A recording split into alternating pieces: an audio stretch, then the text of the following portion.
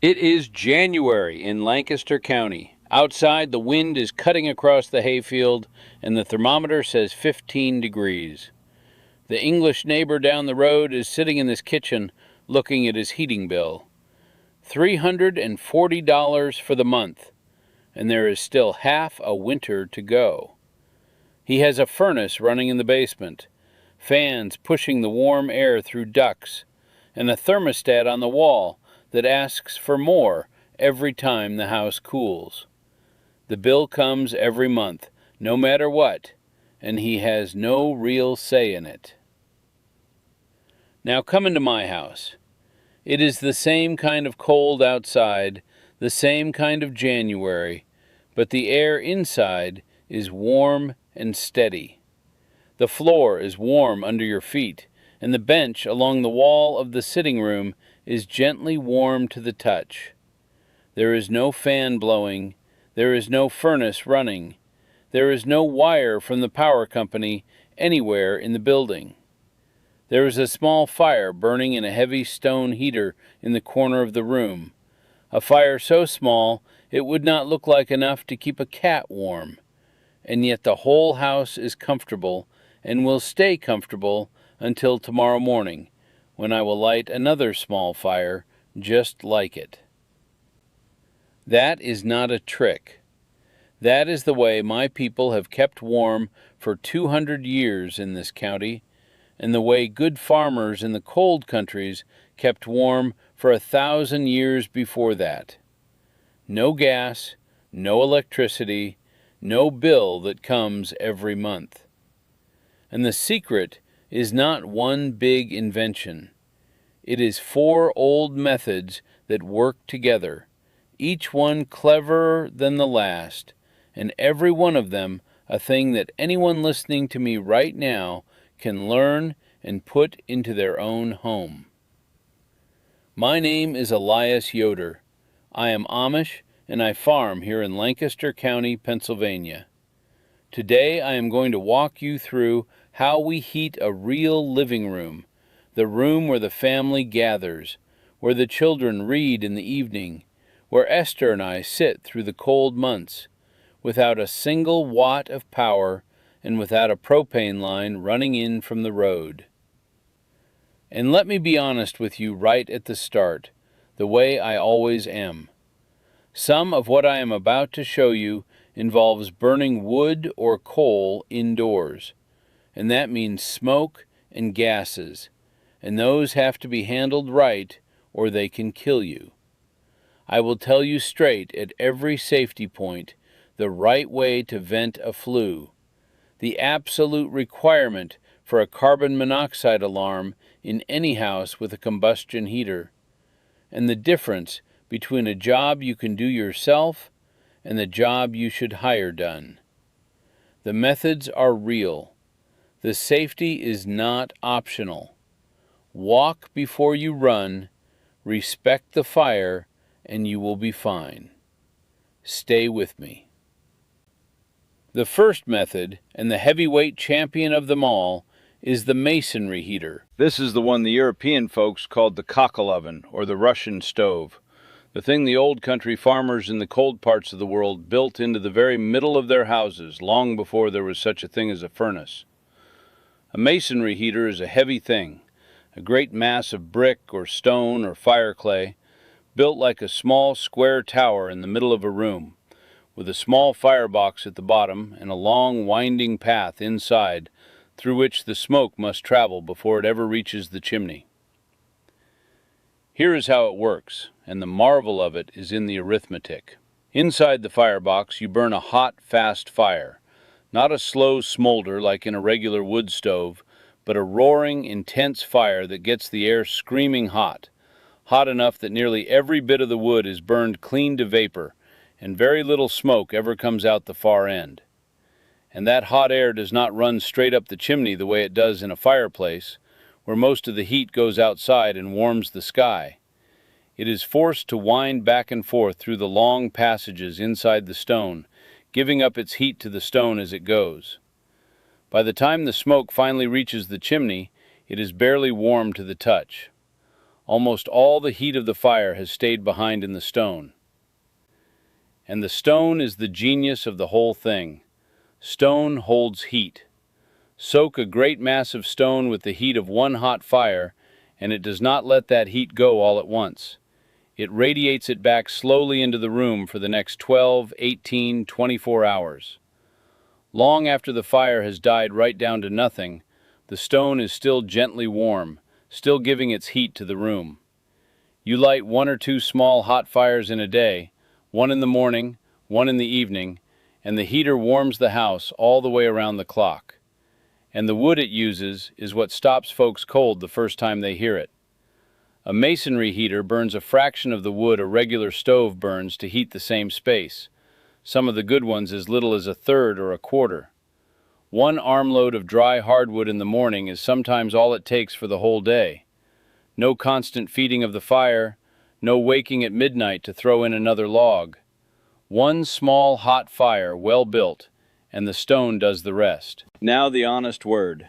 The masonry heater is the most expensive of all the methods I'm going to show you today to put in. A proper one is built by a skilled mason, brick by brick, and it runs many thousands of dollars to install, sometimes 15, 20, even 30,000, depending on its size. It is a once-in-a-lifetime investment, but once it is in for 100 years, with no moving parts to break, no compressor, no electronics, nothing to wear out. Some of the old ones in Europe are 300 and 400 years old and still warming their houses every winter. That is the trade. Pay once and heat for generations. I will tell you, there is a feeling to a masonry heater that a furnace never gives a person. The heat off it is not a blast of hot air that comes and goes as the machine cycles on and off.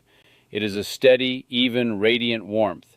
The same kind of warmth the sun lays on your back in the field, and it comes off the warm stone all night long without a sound. As a boy, I would lie on the warm bench by ours on a January evening with a book, and the stone would be warm against my shoulder blades, and the fire long out, and it is one of the warmest memories I own, in every sense of the word. That is what you are buying when you build one, not just a lower bill, a different quality of warmth altogether. The second method is the modern homesteader's cousin to that, the rocket mass heater. This one came up among the off-grid and homestead folks over the last few decades, and it is a brilliant thing. The idea is the same. Burn a hot, fast fire, capture the heat in a great mass of material, and let the mass radiate it slowly for hours. But where the masonry heater is a tall stone tower built by a mason, the rocket mass heater is a thing a careful person can build with their own 2 hands, out of bricks and sand and clay and a mix of clay and straw they call cob. And the shape is different. Instead of a tower, it is usually built as a long bench, a low, wide seat along the wall of the room. The fire burns in a small chamber at one end. The hot air is forced down through an insulated channel, and then through a long pipe buried in the cob bench, and finally up the chimney. And the bench soaks up the heat from that pipe and stays gently warm, warm enough to sit on, to sleep on, to dry your wet boots on, for many hours after the fire has gone out. The wood efficiency is even better than the masonry heater by some accounts. The good books on it say it burns 70 to 90% less wood than a regular stove for the same space. A bundle of sticks no bigger around than your arm, branches and scraps and the prunings off the orchard, wood too small for a regular stove, can run one of these for hours. It is the great answer for a person who has small wood and not big logs, and wants to make every bit of it count. Now the honest scope. A rocket mass heater is best for a modest, well-insulated space. A small house, a cabin, a workshop, a single large room. The internet talks of heating 2,000 square feet with one, and I would not promise you that. Heating 800 or 1,000 square feet of a well-insulated home is realistic. A great big drafty barn of a house? Less so. Build it for the right space and it will serve you wonderfully. And the safety here is serious. A rocket mass heater is a real combustion appliance. The chimney has to be sized right. The flue has to be insulated and up to code. And there must be a carbon monoxide alarm in the room where it sits, and a smoke alarm besides. A great many folks have built these with their own hands and built them well. But this is not a thing to make up as you go. Get the real builder's guide, the good one by the Wisners, who taught most of the modern builders. Follow proper plans, or have someone build it for you. Smoke that backs up out of a bad chimney can kill a household in their sleep. The technology is honest. The safety is not optional. Now the third method, which is the one that doubles every other method I have just shown you. The third method is the building itself, and this is the one folks miss. Long before any stove of any kind gets lit, a well-built house holds the heat that is already in it, and a poorly built house leaks that heat as fast as a bucket with a hole in the bottom leaks water. You can put the finest masonry heater in the world inside a leaky, drafty box and burn yourself right out of wood. Or you can put a humble wood stove in a properly built house and live in comfort all winter long on a small amount of fuel. The house comes first. Here's what good farmhouse building does, and you can use every bit of this today, whether you are building new or just fixing up what you have. Face the long side of the house to the south, because in the northern half of the world, the winter sun comes from the southern sky and sits low all day. And a house with a long row of south-facing windows catches that low winter sun and turns every clear day into free heat. A south room with good windows can be 10 or 15 degrees warmer than the same room facing north, in the same house, on the same afternoon. That is the sun working for you, and paying nothing. Keep your ceilings low, because heat rises, and a high ceiling means your heat collects up where nobody is, wasted. The old farmhouses had ceilings of 7 or 8 feet, not the great tall, vaulted ceilings folks fashion today. Low ceilings keep the warm air down where the people are, and the bedrooms upstairs, tucked in under the eaves, get all the warm air that finds its way up the stairs, which is the cleverest free heat there is. Put your heater in the middle. Heat radiates out in a circle, so a heater in the middle of the house warms all the rooms around it, while a heater shoved against an outside wall heats half a house in the outdoors. A great many Amish houses are built around a center chimney for exactly that reason, so every room sits close to the source of the heat. And use heavy materials inside: stone floors, brick walls, tile, plaster on lath, and not just thin drywall. These heavy materials, once they are warmed by the heater or by the sun, hold that heat and release it slowly through the night, and the whole house becomes a giant version of the masonry heater, a thermal battery gently giving back what was given to it through the day. A piece of soapstone no bigger than a brick, sitting near a wood stove all day, will be radiating gentle heat back into the room for 6 or 8 hours after the fire has died. Now imagine a whole wall of brick, or a stone hearth, or a slate floor doing the same thing. That is what an old farmhouse feels like even when the stove has burned down to embers. Warm, because the building itself is warm. And to all of that, add good insulation. The one part the old houses sometimes got wrong, and we have since improved. Thick, honest insulation in the walls and the attic, and the cracks sealed where the cold wind sneaks in. A well-sealed, well-insulated house, with the passive solar windows and the thermal mass, and a heater in the middle, can very near heat itself, and the fire becomes just the finish on the comfort, not the whole of it. These principles cost nothing extra to apply once you know them. They cost a fortune to ignore. The fourth method is the coal stove, and this one is real Pennsylvania Amish knowledge, especially here in the coal country of the central and western part of the state. And I want to be honest about it, for it has real upsides and real downsides both. A coal stove is just what it sounds like, a heavy cast iron stove built to burn anthracite coal, the hard black kind they mine right here in Pennsylvania. Coal burns long and slow and steady, far longer than wood. A single load in a good stove can burn 12 to 24 hours, holding the house at a steady warmth all night without anybody getting up to feed it. The old folks always said you did not have to fight with a coal stove the way you did a wood stove. You loaded it, you set the damper, and it did its work. And the cost works in coal country. Anthracite runs around $150 to $250 a ton in the heating belt of Pennsylvania, and a moderate-sized house will burn through perhaps 3 or 4 tons in a winter. That is $600 to $1,000 for a whole winter of heat, and the average English family pays that much in 2 months on their electric or their gas. The arithmetic is real. Now, the honest safety word, and this one matters more than most. Burning coal produces more carbon monoxide than burning wood does, and the flue must be built right or it will kill you. I will say it plain. A coal stove must be vented through a properly built masonry chimney that runs up through the roof, not out through the wall, not horizontally, with the proper draft. The stove must sit on a non-combustible floor pad. There must be carbon monoxide alarms in the rooms above and around it. The ash must be emptied into a metal bucket, never a wooden or a plastic one, and kept outside and well away from the building for a week before you dispose of it, because ash that looks stone cold can still be hot in the middle and burn a barn to the ground. And every winter the chimney gets cleaned and the stovepipe gets inspected. Done right, a coal stove is one of the most reliable heat sources a family can own, and 50 years of steady service from a good one is nothing unusual. Done wrong, it is the most dangerous thing in the house. The Amish families who use coal know it cold and respect it, and if you are starting fresh with one, you learn from somebody who has run one for years before you ever light your first fire alone. Now I want to take a moment because this is the part that matters. 4 real methods: a masonry heater, a rocket mass heater, a properly built house, and a coal stove. And not one of them needs a wire from the power company or a tank off the propane truck. The masonry heater and the rocket mass heater run on small armloads of wood. The house design itself catches the free sun and holds the free heat. The coal stove burns slow on a fuel that costs a fraction of what English heating costs.